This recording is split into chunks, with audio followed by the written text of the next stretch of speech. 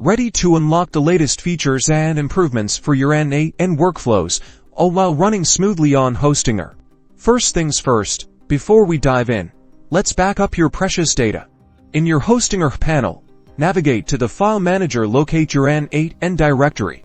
This is where your workflows and settings are stored. Right-click on the N8n directory and select Compress. Choose a name for your backup archive, like N8n_backup, and save it in a safe location, preferably outside the N8n directory itself. Next, let's take a look at your environment variables. Open your Docker Composable file. You'll need to note down any custom environment variables you've set, such as database credentials or API keys. These are crucial for maintaining your configuration after the update. Now, it's update time.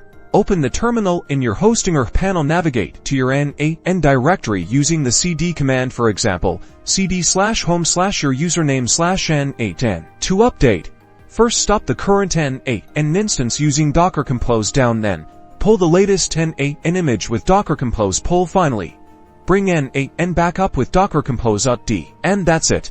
Your N8n instance on Hostinger is now updated to the latest version. Double check your workflows to ensure everything's running as expected. You're now ready to harness the power of the newest N8n enhancements.